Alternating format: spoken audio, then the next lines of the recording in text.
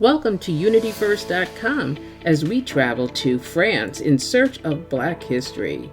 We will speak with Monique Wells, founder and CEO of the Wells International Foundation and co-founder with her husband Tom Reeves of Entrée to Black Paris, which offers tours on ground and virtually, as well as other educational and cultural experiences. Enjoy the history with each step. I moved to Paris in 1992, so I have been here over 30 years now. I am a veterinary pathologist and toxicologist by quote-unquote trade, but what I do right now is I run a U.S. nonprofit called the Wells International Foundation, which is domiciled in my hometown of Houston, and my husband and I run a travel service called Entrée to Black Paris, which we run from Paris. Obviously, you can see the backdrop behind me. The Entrée to Black Paris tour shares the history in plain sight with interesting conversations that may include the time in Paris spent by Thomas Jefferson and Sally Hemings in 1787. Quite controversial.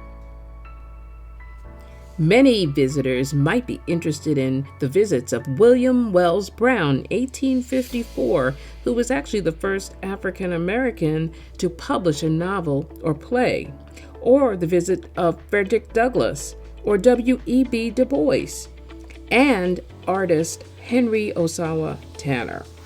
All bring interesting vantage points.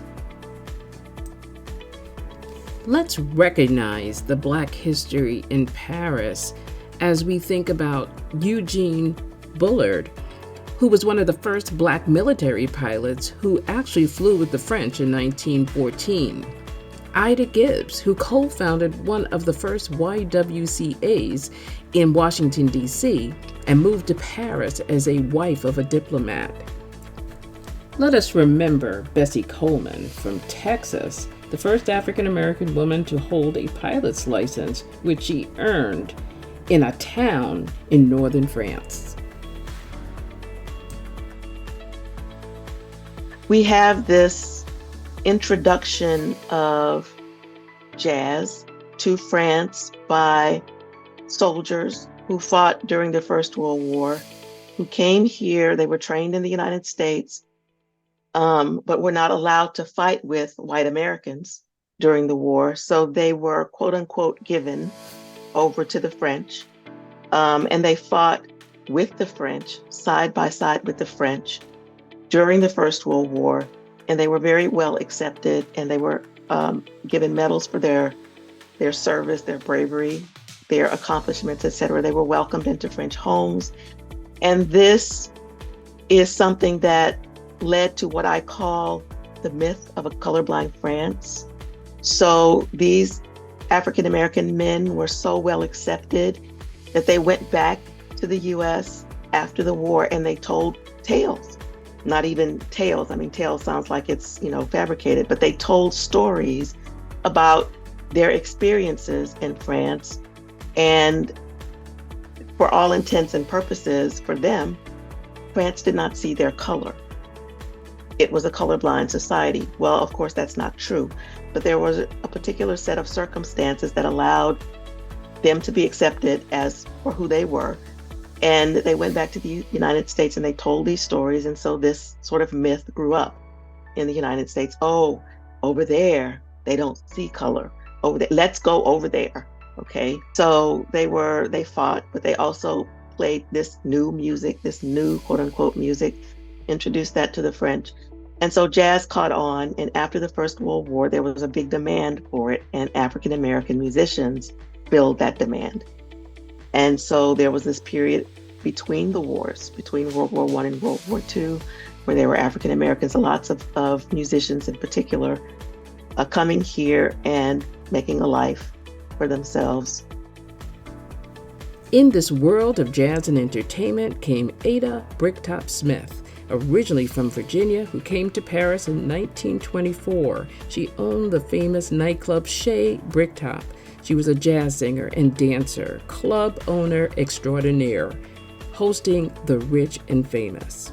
Also, Josephine Baker came in 1925, and she was also the divine entertainer. World War II spy, and civil rights activist.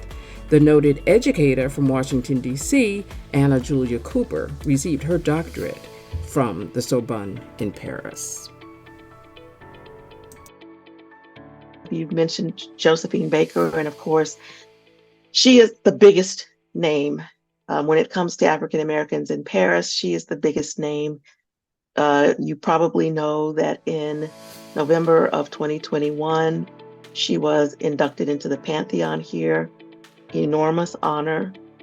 Josephine was French and American. She took on French citizenship when she married a man named Jean Lyon. And so she became French, and she was active during the Second World War as a spy for the resistance, as a member of the Women's Auxiliary of the French Air Force, as a person who performed and gave all of the money that she earned performing to the French war effort. This was a major part of the reason that France honored her by inducting her into the Pantheon.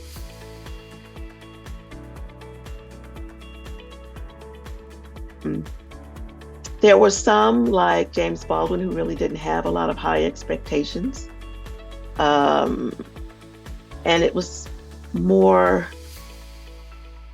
how shall I say, it was a way to get away from the US, but Baldwin became a world traveler and he went back to the United States. If you compare him to Richard Wright, who once Richard Wright moved here, even though he did some travels around the world, he never did go back to the United States.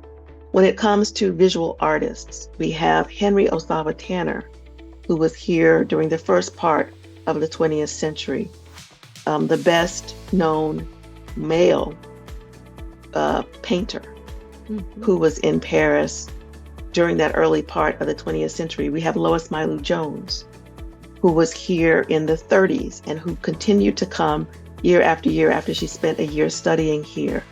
And she is probably, from a historical standpoint, the most famous woman painter who was an African American who came here. Right now, we have the living and breathing Barbara Chase Rebu, who is a brilliant sculptor and who is also a novelist, an historical novelist, and a poet. And she's won awards in all of those arenas.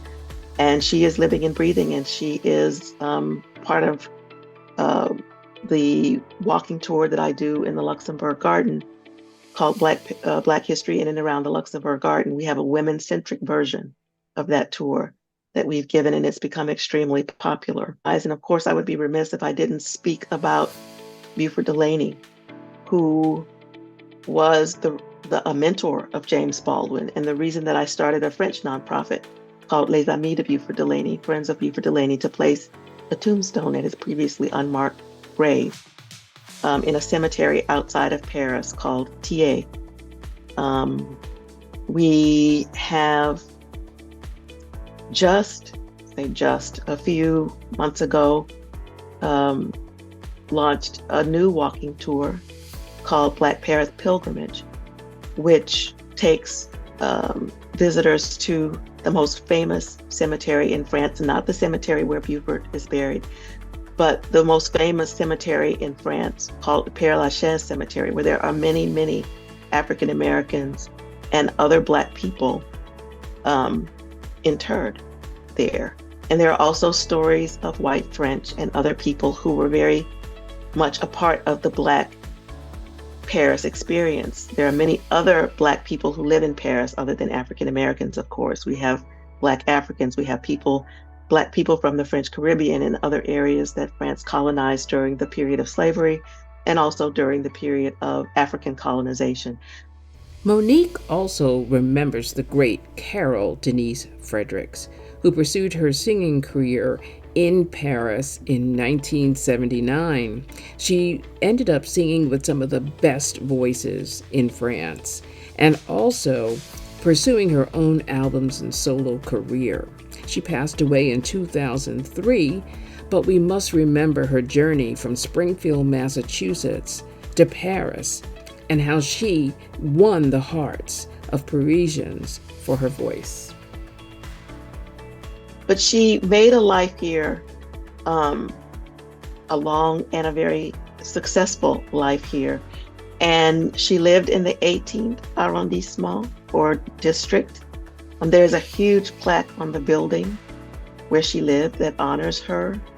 And she was actually the subject of a collaboration between my organization, the Wells International Foundation, the Carol D. Fredericks Foundation in the United States, and the city of Paris.